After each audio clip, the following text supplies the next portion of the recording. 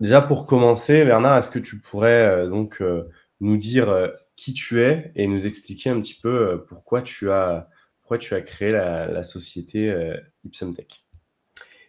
Oui, merci Antonin. Alors déjà, bonjour à tout le monde. Moi, je suis Bernard Froment, je suis le CAO et le CEO et le fondateur de Ipsumtech. Alors, je suis un petit CV quand même rapide, on ne veut pas embêter tout le monde, mais je suis ingénieur central Supélec, j'ai 35 ans d'expérience et 14 ans comme expert en robotique et en intelligence artificielle. Alors, je ne suis pas nouveau dans la robotique. Dans les années 2017, c'est moi qui ai dirigé les équipes qui ont créé le petit robot Buddy dans la société Blue Frog Robotics. C'est ce petit robot que vous avez dû voir pour les pièces jaunes qui est à l'Elysée. Voilà, c'est un petit robot qui a une success story à la française. Bon, ben voilà, j'étais directeur technique et c'est moi qui ai quasiment tout fait, tout conçu ce robot. Alors, en 2020, tu me demandais, Antonin, pourquoi j'ai eu l'idée de l'entreprise. Bon, en 2020, j'ai eu cette idée de créer un robot vraiment utile à tous et surtout peu cher. Parce que pourquoi créer un robot cher? Ça ne sert à rien si c'est un robot vitrine ou un robot à déplacer sur les plateaux TV. Ça ne sert à rien. Il fallait vraiment que ces deux conditions soient réunies. Et l'objectif de la société, qui est toujours là d'ailleurs, c'était l'objectif, mais il est toujours là, c'était de créer un robot pour aider les personnes âgées, qu'elles soient chez elles, maintenues à domicile, donc, ou en EHPAD, ou en maison de retraite, ou même à l'hôpital. Voilà, c'était ça. Ça, c'est vraiment l'idée initiale et qui perdure aujourd'hui, qui m'a fait créer cette entreprise en 2020. Alors, ce robot, il est là aujourd'hui. Il est là. Il s'appelle Oniro et c'est un Est-ce que tu très joli robot. pourrais voilà, peut-être est-ce que, par rapport à Oniro, donc que tu viens de nous présenter, est-ce que tu pourrais nous le décrire un petit peu plus, décrire de quoi il est capable, enfin voilà, l'histoire en fait autour un petit peu de la création de ce robot aussi, je vais remettre la vidéo où on voit un petit peu aussi ses capacités.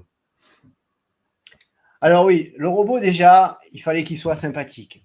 D'accord, on ne va pas vendre un robot antipathique. C'est pour ça qu'on s'est inspiré du cartoon pour créer sa tête, qui est l'élément principal. Hein, c'est la chose qu'on regarde du robot. Je pense que là, la mission a été réussie vu le succès qu'on a eu à Vivatech, des cinquantaines de personnes autour de notre stand en regardant notre robot. C'est vrai, il a des grands yeux. Bon, il est vraiment inspiré du cartoon. Déjà, ça, c'est une chose importante pour son acceptation sociale. Ça, c'est vraiment très, très important. Deuxième chose, il a quelque chose que nous, on a tous humains, mais que pour un robot, il n'y en a aucun qui l'a encore. À part certains robots vitrines comme Optimus, je pense à Optimus de notre ami américain Elon Musk, c'est un bras. C'est juste un bras. Alors déjà, première question, pourquoi il n'en a qu'un? C'est justement pour rejoindre cette idée initiale de faire un robot pas cher. Un bras, ça a permis de diminuer les coûts, mais par contre, un bras, ça commence à pouvoir faire beaucoup de choses. Alors ce robot, c'est quoi toutes ces choses qu'il peut faire? Eh bien, quasiment tout ce qu'un humain déjà peut faire avec moins de finesse, évidemment. Évidemment, un robot, c'est pas capable de ramasser une petite aiguille posée au sol, évidemment. Mais il est capable de prendre l'ascenseur, par exemple, et tous les ascenseurs, puisqu'il a un doigt spécialement pour appuyer sur les boutons avec son bras. Il est capable de frapper aux portes, je pense aux portes de chambres d'hôtel. Il est capable de rouler parmi nous en toute sécurité. Il se déplace vraiment de façon toute naturelle. Et il fait des choses que l'on ne fait pas non plus. Par exemple, lui, il parle et il comprend toutes les langues. Je ne sais pas s'il y a un être humain sur la planète qui le fait, mais lui, il est capable de le faire. Bref, en résumé, c'est un robot qui a quelque chose, je vais lâcher ce mot très important, il est autonome. C'est-à-dire qu'il est capable de réaliser des actions sans qu'aucun humain ne lui vienne en aide ou vienne lui dire quoi faire. Et ça, c'est très important. Très Son bien. premier marché, ça va être, j'en termine juste là pour la présentation de ce robot. Ce premier marché, on va le placer à remplacer les minibars dans les hôtels. OK.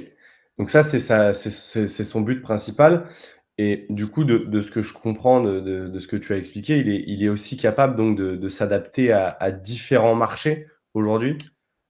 Évidemment, un robot qui a un bras, Antonin, c'est vraiment, t'imagines, c'est un peu comme, il peut faire plein de choses, hein. On pourrait imaginer même dans les supermarchés à remettre dans les rayons. J'exagère peut-être un petit peu, mais évidemment, il y a tous les autres marchés. Je pense au marché, là aujourd'hui, ce sont les hôteliers, mais demain, c'est les restaurateurs, c'est l'événementiel, c'est toute la silver economy dont j'ai parlé au départ. Il y a vraiment énormément de marchés. Le marché numéro un, c'est l'hôtellerie. Pourquoi? Parce que les hôteliers ont un réel problème avec la gestion de leur mini-bar. Nous avons des hôteliers à notre capitale et donc nous savons exactement quelle est cette demande. En fait, les hôteliers ont du mal à gérer les mini-bars parce que, vous le savez tous qui m'entendez, c'est que le matin, il faut faire le check-out, aller voir dans le mini-bar, peut-être monter au 10e étage, voir ce que le client de la chambre 312 a commandé. Il y a énormément de vols dans ces mini-bars. Au final, c'est une gestion très complexe pour perdre de l'argent. Donc nous, on propose un service encore mieux qu'un minibar, c'est-à-dire une version automatisée du minibar avec un robot autonome qui vous monte vos boissons, mais pas que. Il peut monter aussi des snacks, quelques sandwichs dans votre chambre. Et quelle que soit l'heure, aujourd'hui, dans quel hôtel pourriez-vous aller, à part peut-être au Ritz, où quelqu'un vous montrait un sandwich à 2 heures du matin? Personne. Vous le savez très bien, tout le monde est allé à l'hôtel. Donc voilà un petit peu ce que va faire ce robot. Et puis, c'est un marché environnemental, ne l'oublions pas. Remplacer tous ces mini-frigos dans toutes ces chambres d'hôtel, ce sont des frigos qui consomment de l'énergie 24/24, que la chambre soit libre ou occupée. C'est aussi des gaz polluants.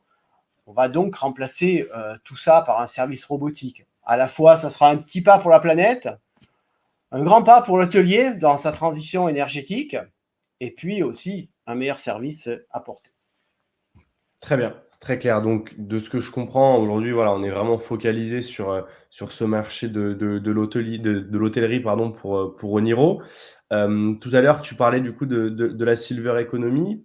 Pour toi, c'est pour quand du coup l'arrivée de ce marché de la silver economy pour Oniro? Alors, la Silver Economy est inscrite sur notre roadmap pour 2026. C'est vrai que je le répète, c'est l'objectif de l'entreprise. J'ai créé ce robot pour ça, pour aider les personnes âgées, les PMR, pour aider tous ces gens, pour leur apporter quelque chose et quelque chose qui soit accessible financièrement. Donc, comme je vous l'ai dit, voilà, c'est inscrit pour 2026. Pourquoi un peu plus tard? Tout simplement parce que ce sont des marchés plus difficiles à pénétrer, où il y a beaucoup de tests à faire avant. Et puis, l'avantage, c'est que quand on ira sur ces marchés, notre robot Oniro sera vraiment prêt, complètement prêt. Il aura vraiment beaucoup de fonctionnalités. On va pouvoir vraiment séduire tous ces marchés-là. Alors, ces marchés-là, ce n'est pas que la silver economy, c'est aussi en même temps, c'est l'hôpital, les cliniques, les centres de soins. Ce sont tous ces gens-là. C'est un joli marché et un marché qui me tient à cœur, il faut le dire personnellement, parce que c'est peut-être le dernier projet de ma vie. J'ai eu plusieurs entreprises dans ma vie. J'ai déjà géré, créé 2 que j'ai revendues. Mais là, vraiment, c'est vraiment un projet qui me tient à cœur, probablement le dernier projet, parce que évidemment, je suis plus proche de ma fin de carrière que mon début de carrière, vous le voyez tous. Et vraiment, ça, c'est l'objectif de l'entreprise. J'y tiens énormément et donc je tiens à arriver avec un produit extrêmement prêt, extrêmement efficace, extrêmement peu cher. Très bien. Donc ouais, ce que je comprends, c'est que c'est vraiment un énorme marché, du coup, ce marché de la silver economy. Si on rentre un petit peu plus, on va dire, dans les questions plus pointues, on va dire, combien est-ce que toi, tu penses en vendre, du coup, des robots sur ce marché? Et à quand est-ce que tu estimes, du coup, les premiers bénéfices? Alors, nous, notre objectif est plutôt une hypothèse basse. On aimerait vendre 400 robots, tout marché confondu, dans les 3 prochaines années. Voilà. 400 robots Oniro. Je ne parle pas des autres produits qu'on a chez Ipsum Tech, on en parlera peut-être après. Aujourd'hui, Ipsum Tech, ce n'est pas qu'un seul produit. Donc, vous avez ici les financements et les projections. On fait déjà du chiffre d'affaires. Et l'aventure Oniro, la première vente de Oniro vont commencer en 2025. C'est pour ça, vous le voyez sur ces chiffres-là. On va probablement faire du bénéfice on va faire du bénéfice en 2026 et après, notre chiffre d'affaires et nos bénéfices vont faire que s'accroître. Que s'accroître dû à notre business model parce qu'on a un business model intéressant qui est la location. Qui dit la location, c'est du revenu régulier et surtout cumulatif. Voilà un petit peu pour la réponse à la question que tu m'as posée. Je ne veux pas trop m'étendre sur les Non, chiffres. très Il y a bien, un tableau très bien. ici devant. Tout le monde peut le consulter. C'est vrai que nous sommes sur un marché qui est gigantesque, tu l'as dit. Peut-être qu'on ne maîtrise même pas le chiffre d'affaires qu'on fera dans 5 ans. C'est-à-dire que ça sera peut-être énorme parce que c'est un marché qui se chiffre en millions et en millions d'unités Oui, et à Oniro terme. étant vraiment avant-gardiste, en fait, par rapport à la concurrence, on voit un potentiel, en fait, énorme, en plus du marché, mais aussi le produit qui correspond très bien. Aujourd'hui, ce robot, il est vendu à quel prix et à combien estimes-tu à peu près son coût de revient? Alors, j'estime pas le coût de revient, je le connais. Son coût de revient, le coût de revient de ce robot est autour de 10 000 euros. C'est 10 000 euros à peu près, plus ou moins, selon les quantités fabriquées. Et son prix de vente est de 23 900 euros. Donc, on revient sur tout ce que je disais au départ. Pour ceux qui avaient manqué, on voulait un robot peu cher et globalement, c'est un robot très peu cher. On a une option, on a aussi, donc on le vend en B2B avec une formule de location à 990 euros par mois, ce qui est tout à fait accessible pour tous les professionnels, quels que soient les professionnels de la santé ou les professionnels hôteliers aujourd'hui. Très bien. On a vu sur vos réseaux que récemment, vous aviez, lancé une levée de fonds sur la plateforme, CrowdCube. À quoi vont servir ces fonds qui sont en train d'être levés? Alors, Ipsum Tech, il faut savoir que c'est une entreprise bon, qui déjà tourne sans le robot Oniro. Ces fonds vont essentiellement aller sur le projet Oniro. Pourquoi? Parce qu'on a fini la R&D de ce projet. Ça a duré pendant 4 ans. Hein. Ce n'est pas un petit accouchement. C'est quand même 4 ans de gestation pour arriver à un super produit. Il est prêt ou quasiment prêt. Donc, ces fonds vont essentiellement aller à la commercialisation et à la production des premières séries du robot pour qu'on puisse enfin livrer les gens qui nous ont précommandé un robot. Donc, je rappelle, on a 4 contrats de distribution signés, des précommandes, et je pense même à certains hôteliers assez connus comme le groupe Ramsay qui ont des hôtels et qui veulent absolument ce robot. Aujourd'hui, il faut qu'on passe à ce step commercialisation, production, et c'est essentiellement l'utilisation qui vont être des fonds levés sur la plateforme CrowdCube. D'accord. Donc, tu l'as dit, la levée de fonds, c'est principalement pour le lancement d'Oniro. On voit, sur le tableau qu'en 2024, il y a déjà du chiffre d'affaires généré par l'entreprise. Donc ça veut dire que Oniro n'est pas la seule source de revenus aujourd'hui de la société? Non, aujourd'hui, Ipsum Tech, c'est déjà une entreprise à part entière. Nous avons des services de bureau d'études. C'est là où on fait notre chiffre d'affaires aujourd'hui. On propose de la robotique et de l'intelligence artificielle. On a une autre gamme de produits, on va dire, plus professionnels, qui s'adressent plutôt vraiment aux professionnels de la robotique, qui sont une gamme IGI, qui est une gamme de robots à intégrer, un peu comme si on vendait le châssis, le moteur et le volant d'une voiture. Voilà, c'est le prêt-à-faire une voiture. Là, ça serait un prêt-à-faire un robot. Ça, c'est vraiment prêt, on le commercialise. C'est la gamme IGI de robots. On a toute une petite gamme de robots. Vous pouvez aller voir sur notre site internet cette gamme. Ensuite, il y a évidemment Oniro. Oniro, le robot que je vais présenter, c'est le produit phare de l'entreprise. C'est vraiment le produit phare de l'entreprise. C'est vraiment notre fer de lance, ce qu'on met en avant. Mais on va décliner d'autres robots à partir de Oniro. Et je pense à Oniro EOM, qui est une version pour les intégrateurs où on va vendre Oniro un peu vide et ce sont les gens qui mettront leur propre logiciel pour leurs propres applications.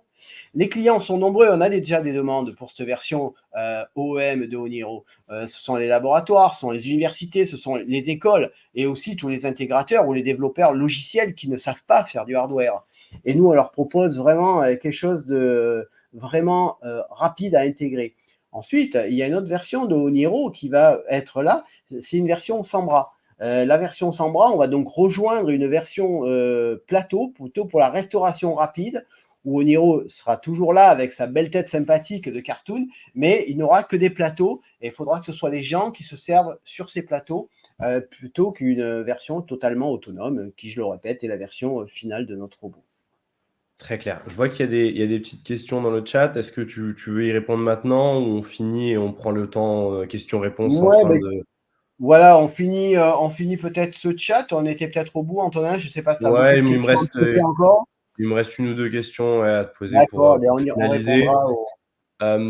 Tu parlais du coup de justement, cette vision avec les différentes, gammes de produits, l'élargissement de cette gamme et cetera. Pour toi, la vision à long terme, en tout cas de l'entreprise, tu l'as définie comment? Et quelles sorties, en fait, est-ce qu'on pourrait y envisager pour aujourd'hui des potentiels investisseurs? Oui, c'est une bonne question. Alors en fait, il faut savoir que le marché de la robotique de service aujourd'hui, c'est un des rares secteurs où il n'y a pas d'acteur majeur. C'est vraiment une croissance à 2 chiffres pour la robotique de service. C'est vraiment un endroit à prendre. Et Ipsen Tech compte bien prendre ce marché-là et devenir le leader français au minimum et peut-être mondial de la robotique de service.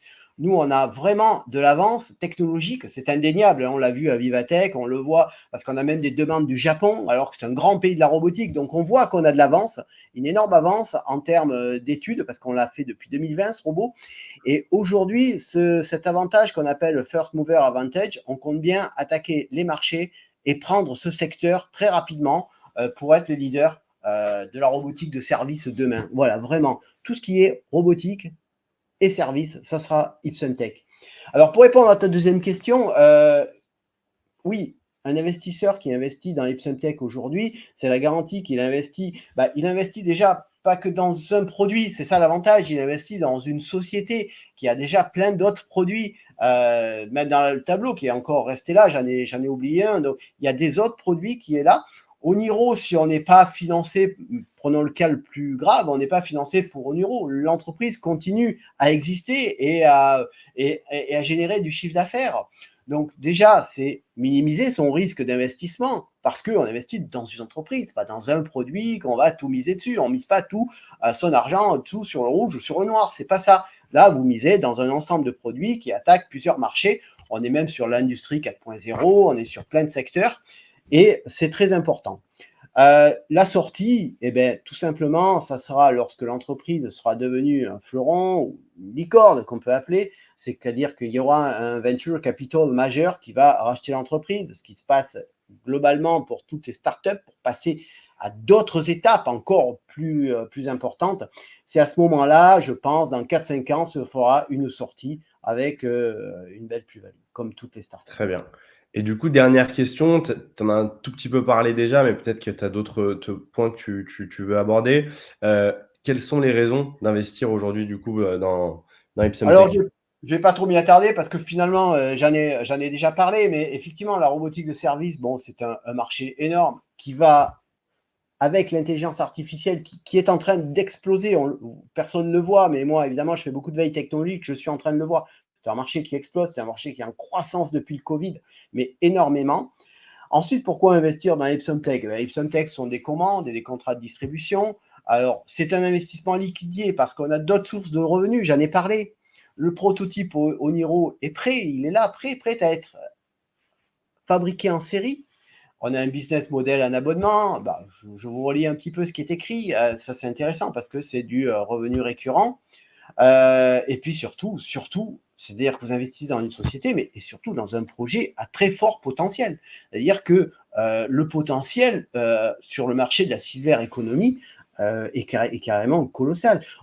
Aujourd'hui, j'ai lu un rapport de la Cour des comptes, parce que la population française est en train de vieillir, donc on sait exactement combien il va y avoir de personnes âgées demain en France et pour quelle année.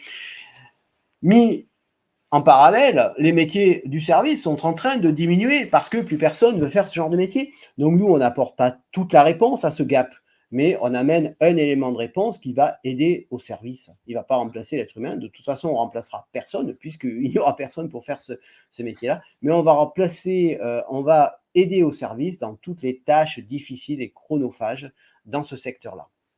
Très bien, très clair. Bah, merci, merci pour ça. On a 2 questions dans le chat, très intéressantes. Peut-être je vais l'afficher à l'écran. 1re question, donc pourquoi avoir choisi de faire une entrée, capitale via Crowdcube et pas à travers des fonds d'investissement? Alors, c'est simple la réponse. L'avantage des plateformes Crowdcube, c'est que c'est très rapide. Voilà, c'est très rapide. C'est vraiment des bridges financiers rapides. Tout est en place, c'est agréé par les marchés, par l'AMF, donc par les marchés financiers. Donc, c'est vraiment, ils ont finalement un kit complet pour financer les entreprises. Les gens, c'est sécure, donc via l'AMF. Et ça nous permet à nous de faire du bridge, d'avoir des fonds rapidement pour pouvoir continuer. Et je lis la question, donc, et pas à travers les fonds d'investissement. Mais oui, nous sommes sur les fonds d'investissement, mais ça prend énormément de temps. Ce sont des projets à plusieurs. Encore juste avant avant ce webinaire, j'étais avec la Société Générale Paris des startups qui investit en abondement sur les projets parce qu'on est en train de monter déjà un tour de table général de fonds d'investisseurs qui vont pérenniser totalement l'entreprise. Très bien, mais surtout qui vont nous permettre d'aller très très très vite. Il faut aller vite, on est dans la technologie, il faut aller vite, il faut qu'on lève des fonds et qu'on aille vite. Aujourd'hui, ceux qui mettent sur Crowdcube, c'est très intéressant. Pourquoi? Parce que la valorisation de l'entreprise est assez basse encore. Demain, quand on va lever des fonds avec des fonds d'investissement, des VC ou des CVC, la valorisation ne sera pas celle d'aujourd'hui. Voilà, Très bien, j'espère avoir répondu à la question. Bah, je De suppose mes que oui. premières réponses. Je vois qu'il y a une 2e question, on va dire, il a été surenchéri. L'investissement se fait sur la base de 35 €, donc ça, c'est la réalité, hein. L'action, en tout cas, on peut commencer à partir de 35 € à investir sur la plateforme Crowdcube. Hem et donc la question, c'est quelle est la dernière augmentation de capital et sur quelle base? En fait, oui, l'action, bon, c'est le prix de l'action, 35 €. Ça, voilà, donc c'est le minimum que l'on puisse mettre. La dernière augmentation de capital a été en décembre, janvier dernier, et exactement sur la même base, à la même valorisation. Ça nous a été imposé par Crowdcube, donc ça, c'est un côté important. J'ai accepté, et donc c'est pour ça que je disais juste dans mon discours d'avant que c'est une opportunité d'investir aujourd'hui sur la plateforme parce que la valorisation est relativement basse par rapport à ce qu'elle sera demain à travers un VC ou d'autres investisseurs plus majeurs. Très clair, merci. Et alors, je vais voir Vivatech, je n'ai malheureusement pas pu échanger avec vous. J'aimerais savoir quel est le taux de risque pour mon investissement dans votre entreprise? Question de Alors, Magali. bonjour Madame Roger. Bon, déjà, oui, c'est une bonne question. Alors, Vivatech, on était à Vivatech. Bon, on a fait, permettez-moi l'expression, passez-moi l'expression, mais on a fait un carton. C'était vraiment incroyable, un feu d'artifice. C'est toujours des dizaines et des dizaines de personnes sur notre stand. On a eu des contacts incroyables. On a signé des contrats investisseurs pour le Canada, les USA. Vraiment, ça a été vraiment un booster énorme, tant en termes de, surtout de notoriété, mais aussi de business. Ça, c'est vrai que ça, c'est incroyable ce qui s'est passé pour nous à Vivatech. Alors oui, vous êtes passé nous voir, on était très occupés, je suppose, vous n'avez pas pu effectivement discuter avec nous, ou je me rappelle peut-être qu'on l'a fait, mais je ne me rappelle pas de vous. Quel est le taux de risque pour nos investissements pour une entreprise? En fait, j'ai déjà plus ou moins répondu à cette question, mais je vais être plus clair peut-être. En fait, voilà, quand vous investissez dans Ipsum Tech, vous n'investissez pas que dans un robot, vous investissez dans une entreprise, dans une établie qui a une équipe. Aujourd'hui, nous avons des ingénieurs, on a un CMO, on a des CTO, on a un CTO, pardon. Et donc, il y a, voilà, vous investissez dans un écosystème complet. Donc ça diminue largement votre risque parce que, comme je le disais, même si le projet Oniro, faute de fonds, par exemple, on le décalait, on devait le décaler, l'entreprise continue de tourner. Elle a déjà d'autres produits innovants. Je pense à Jackslam, qui est un produit de localisation interne qui fonctionne comme l'œil humain. Il y a donc beaucoup d'autres choses. Vous investissez pas que dans un projet comme souvent dans les startups, le gars a fait une application, elle est géniale, très bien, mais voilà, il n'y a que ça dans la startup. Chez nous, c'est pas le cas. Et voilà. Et donc ça doit vous rassurer pour investir. Moi-même, je suis le premier investisseur dans mon entreprise. Enfin, plus maintenant, hein, plus tout à fait maintenant. Mais voilà, j'ai beaucoup investi dans mon entreprise et c'est exactement ce que je souhaite. Je souhaite pas je souhaite ne pas avoir de risque pour mon propre investissement. Voilà, j'espère que j'ai Ça a répondu du à. sens en effet. Peut-être si on a encore quelques minutes, donc si vous avez d'autres questions, n'hésitez pas à les poser dans le chat. Moi, j'ai une dernière question pour toi, Bernard. Tu as Ouais. mentionné du coup qu'à Vivatech, vous avez rencontré donc plusieurs contacts, notamment aussi sur de l'aspect business avec des projets, à l'étranger.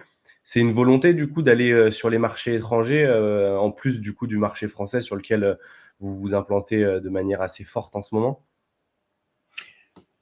Non, aujourd'hui, on ne peut pas courir 36 livres à la fois.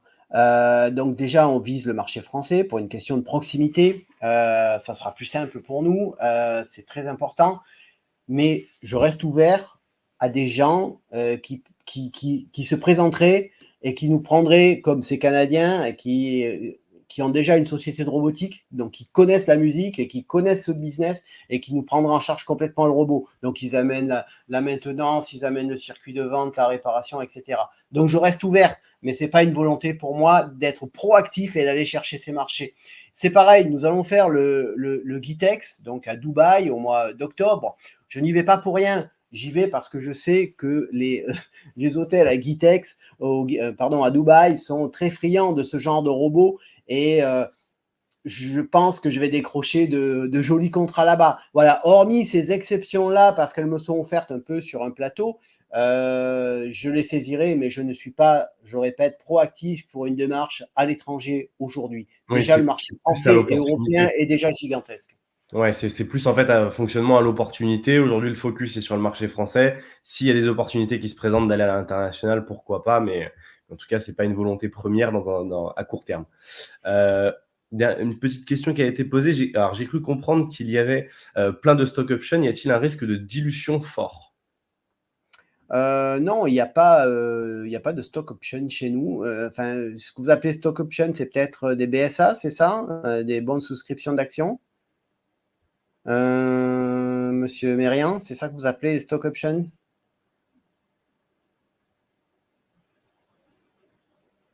Parce que du coup, quel est le Oui, fonctionnement? Ah oui, d'accord, oui, ah, c'est ça. Voilà. Alors oui, non, chez nous, on a quelques BSA et on a quelques BSPCE. Alors les BSPCE, comme vous le savez, c'est pour intéresser les salariés, donc il y a très peu, mais c'est effectivement, ça fidélise les salariés.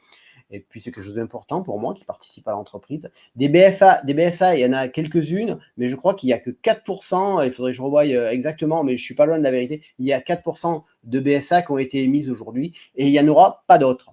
Parce que on ne peut pas en émettre plus que ce taux-là, vraiment, justement pour ce genre de problème. Donc aujourd'hui, il y a 4% de BSA et il y a 2% de BSPCE qui ont été émises à ce jour et ce taux en restera là. Donc voilà, le taux de dilution un peu existe, mais il est quand même faible. Il n'y a pas énormément de BSA émises dans notre société. Et il n'y en aura pas plus. très bien, très clair. Écoutez, il nous reste 2 petites minutes si vous avez une dernière question à poser. Sinon on va gentiment, clôturer ce webinar. Merci en tout cas à toutes les personnes, qui ont été présentes. Est-il possible d'investir via une société? Bah, voilà, il y a une dernière question, Bernard. Oh bah oui, bien sûr, on a déjà des sociétés à notre capital, évidemment. Une Donc il y a holding personnelle, a précisé monsieur oui, Merriam. il y a aucun problème. C'est vrai que les plateformes de crowdfunding sont un petit peu plus faites pour les personnes physiques. Pourquoi? Ben parce qu'il y a cette fameuse nouvelle loi des finances 2024 où vous pouvez enlever 50%, déduire 50% de votre impôt, effectivement, votre investissement. Mais nous, on a déjà des sociétés à notre capital, on a déjà fait du crowdfunding sur notre plateforme, sur WeFund, qui est une holding. Donc oui, une société holding, il n'y a aucun souci du moment que c'est une personne morale avec une existence d'une personne morale, il n'y a aucun souci avec ça. Peut-être Bernard, si monsieur Merian a d'autres questions, peut-être qu'il peut, te diriger un mail, Oui, c'est directement. ça, oui, oui, tout à fait. Pas de problème, Ton ton adresse, j'interrogerai. ton adresse, tu peux me la donner que je la mette Oui, sur alors le mon chat? adresse, c'est tout simple, c'est BF, donc comme Ouais, mes initiales, Bernard Froment, arrobase ipsumtech.com. très bien. Voilà, et Hop, communiquer directement avec voilà. moi, il n'y a pas de problème. Généralement, je suis assez réactif. Bon, en ce moment, je m'occupe beaucoup de cette levée de fonds sur CrawlQ pour essayer de faire les choses bien. C'est pour ça que j'ai pris le temps de répondre à pas mal de questions qui m'avaient été posées. Et je reste à votre disposition, même pour une call, pour discuter, si vous voulez investir, toutes les questions que vous pouvez avoir, je reste disponible. Très bien. Voilà. Et ben merci Merci, beaucoup, Bernard, pour merci ton temps et Antonin, merci à tous ceux qui nous ont écoutés. Et au plaisir de vous entendre à nouveau. Merci, bonne journée. très bonne journée à tous. Au revoir. Au revoir.